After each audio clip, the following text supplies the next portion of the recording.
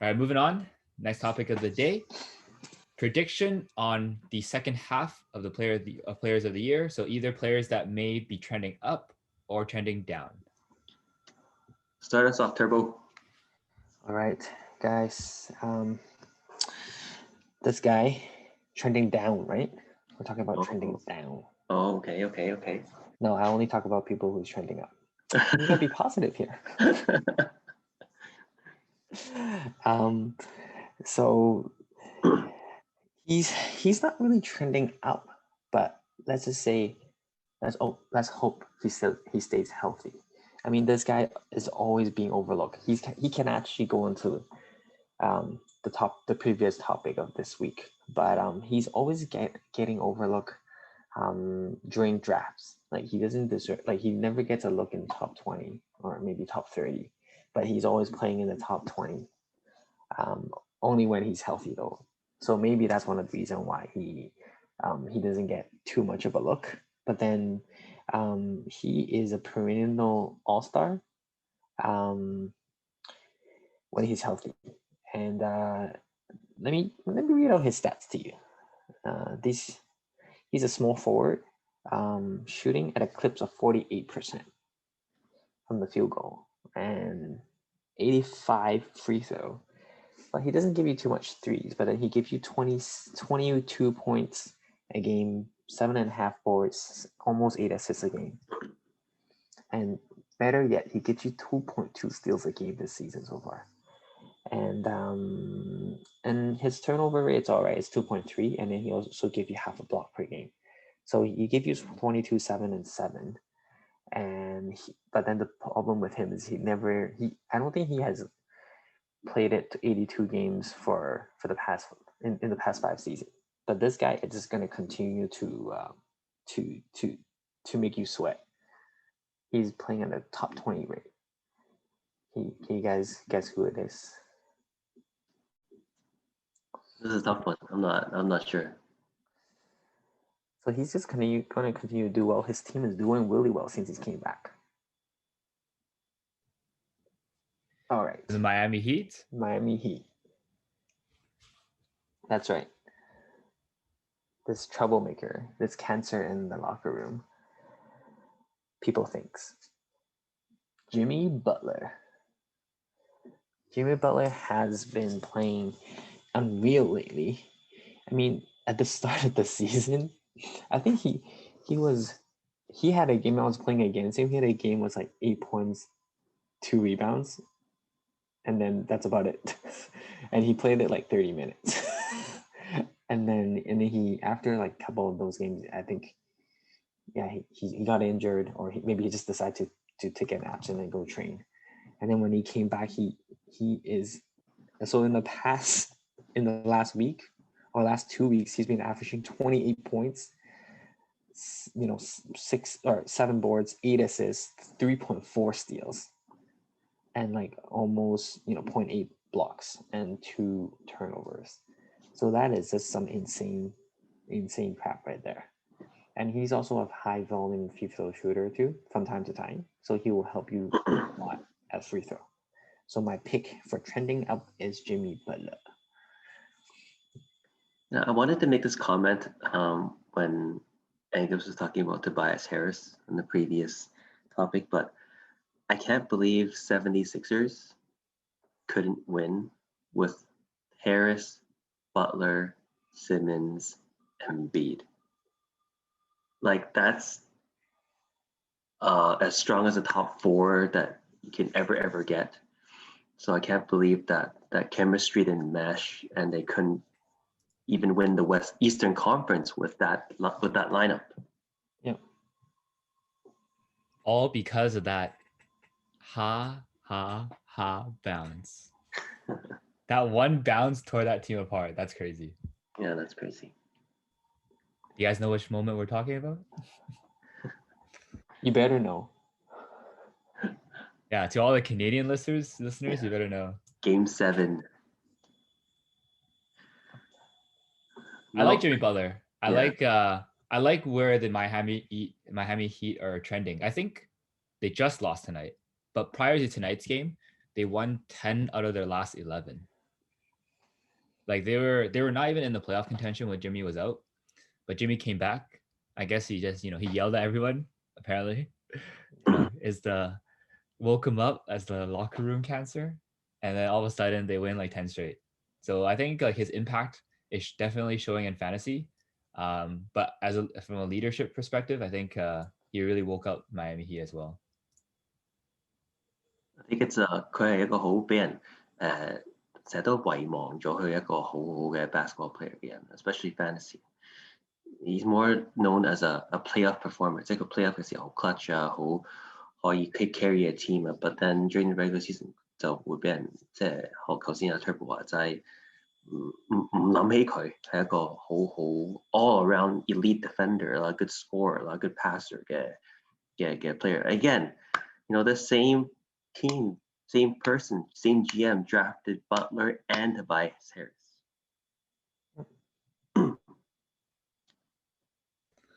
All right. I got a player to be trending up as well on my radar from the Minnesota Timberwolves, Anthony Edwards. So I think, for sure, there's expectation on him because he is the number 1 pick of the year, draft pick, rookie draft pick. But I think a lot of the spotlight has moved over to LaMelo Ball. So whenever you think rookie, you're thinking LaMelo Ball. He's definitely the most marketed player right now. I don't even think James Wiseman is like marketed right now.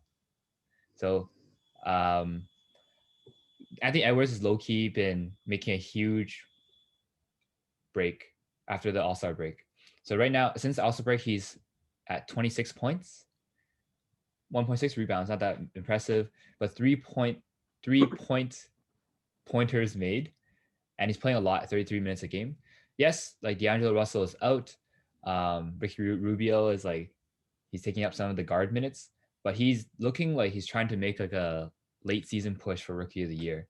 And, if he keeps this trend up, I can see him like really having a good case for that conversation.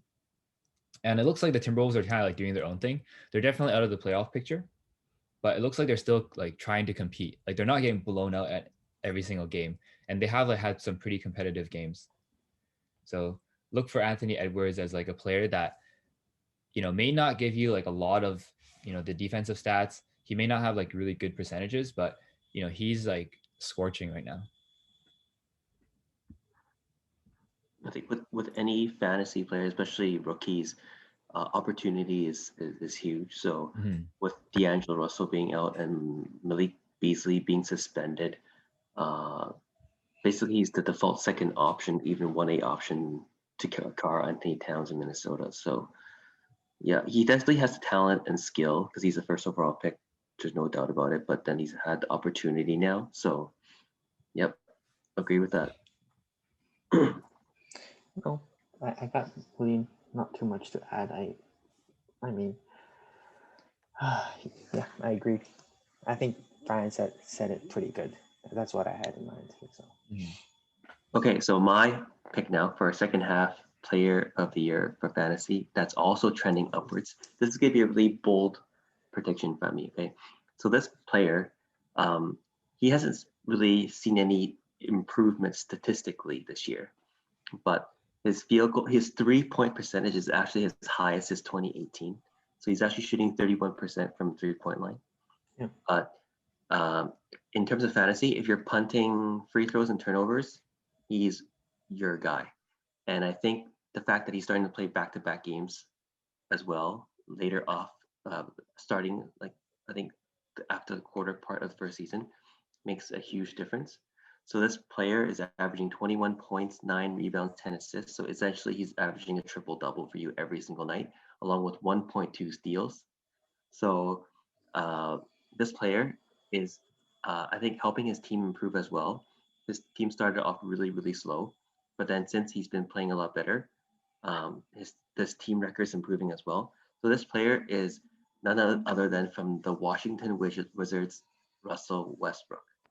So I think, yeah, I think, if you look at his stats, he hasn't really improved much from previous years, but I think him continuing to average a triple double, which seems like it seems like really normal, but it's actually really, really hard to average a triple double. And he was actually the first person to kind of trend that way.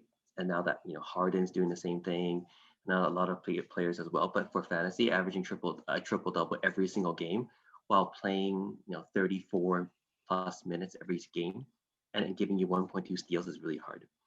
And obviously, he has bad free throw percentage and a relatively low field goal percentage. But then I believe past 5 games, he's actually shooting 49% from the field, which is not bad for Westbrook standards. So, I think if he continues to trend that way and continue averaging a triple double and playing back to backs, he'll really help his team and also help his fantasy team as well. I love it, Brian. I love the analysis. I knew you'd like it. I think the fact that he's playing the back-to-backs is already a huge trend upwards. Yeah, huge. Because at the beginning, although fantasy managers will kind of shy away from him because of his injury background. So. You raise your hand, Herbo, yeah? You may speak. No, I would still trade him, but it was like I wasn't happy that when I drafted him, and right after I drafted him, I clicked into his bio or update saying, "Oh, he's not going to be playing back to back." I'm like, what? Because for a player like him, he will consistently get you the counting stats. Like I don't remember the last time where Russ had like 2 rebounds and 2 assists. Like 2 rebounds and 2 assists in the game. Like maybe one game he'll have like 2 rebounds but like 8 assists. And then one game it will be like 8 rebounds and 2 assists. So it just depends, like Ryan said, like are you prepared to take on the percentage hits, the turnovers? Yeah. And he totally gets a bad reputation for being relatively low basketball IQ person and making costly turnovers and mistakes at critical junctures of the game. But we're talking about fantasy basketball. We're talking about stats and stats only. So if you're willing to punt turnovers and maybe free throw percentage, but he gets you, 3 to 4, maybe even 5 other categories, then you should be all for it. Yep. We'll see. Actually, here's just a little insert bold prediction. So with Anthony Edwards, Jimmy Butler, the 2 pre-mentioned players and their trends, I think they'll be fine because it doesn't look like they'll be dealt. Jimmy Butler and the Heat are going to continue competing. Anthony Edwards is still a rookie, so he's going to continue developing. But my bold prediction is that Russell Westbrook is actually going to get traded from the Washington Wizards to a contender too. That's my bold prediction. Why is that? So tell us a little bit more. I think the Washington Wizards, they like you guys said, they're improving as a team, but I think in the past 2 weeks, or at least post All-Star break, they haven't won enough games to keep them in the play-in tournament. So the play-in tournament is for the 9th and 10th seeded teams from each conference to have a chance to get into the playoffs. Yeah. Right now they're the 13th seeded, and they're 3 games back out of the play-in tournament. And another team that's also in the play-in, that's out of the play-in tournament, is the Toronto Raptors. So not only do they have to get into the play-in tournament, they have to fight that in order to get into the playoffs. And I think that if they're going to be 2 out of reach, then I think Russell Westbrook and maybe Bradley Beal might be dealt. My bold prediction is if the Raptors play the Wizards in the play-in tournament, the Wizards can beat the Raptors. Ooh. I agree. Okay, let's move on to our final topic of the night.